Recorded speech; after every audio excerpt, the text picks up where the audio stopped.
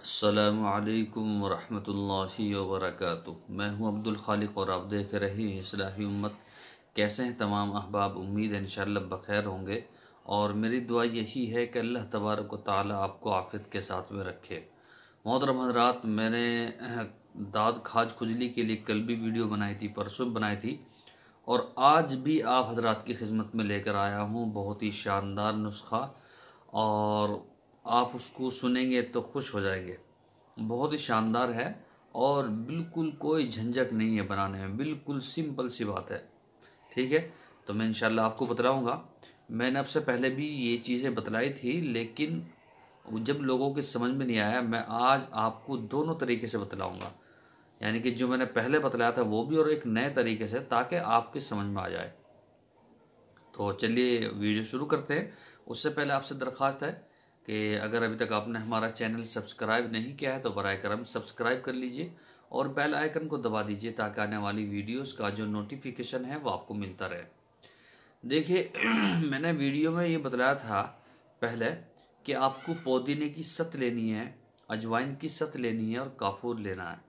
तो बहुत सारे लोगों के बीसों लाख लोगों ने वीडियो देखी, तो 12,000 लोगों के कमेंट्स अक्सर और बेशतर इसी बात के ऊपर है कि जी सत क्या होती है, सत क्या होती है, अजवाइन की सत क्या होती है, पुदीने की सत क्या होती है। तो मैं आप हजरात को वही बताऊंगा। मैं छोटी सी वीडियो बनाऊंगा, ज़्यादा बड़ी नहीं, आप इसको पूरा देखिएगा। देखिए, जो अजवाइन की सत होती है ये इमरत धारा होती है, इसका नाम इमरत धारा भी होता है। आप स्क्रीन पर देख लीजिए। इस अजवाइन की सत जो होती है इस तरह की होती है और इसको आप इमरत धारा भी बोल सकते हैं। ठीक है, आपको ये लेना 50 ग्राम इमरत धारा अजवाइन की, और पुदीने की जो सत है वो भी आप देख लीजिए, वो भी इसी तरीके से होती है। जिस तरह से मोटा नमक होता है या मिश्री होती है, इसी तरह से वो होती है। ठीक है, तो आप इनको 50-50 ग्राम ले लीजिए और आपको उसमें जो है ये 50-50 ग्राम या 10-10 ग्राम जितना भी आपका दिल करे ये बराबर लेना है। तीसरी चीज लेनी है आपको काफूर। ठीक है, कपूर कपूर की जो गोली आती है वो आपको इन दोनों चीजों से आधी लेनी है।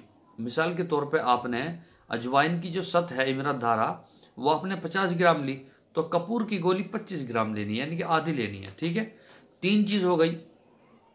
इन तीनों चीजों को आप जो है एक जगह मिलाइए, इन तीनों चीजों को एक जगह मिलाइए तो ये पानी सा बन जाएगा, मिक्स हो जाएगा बिल्कुल।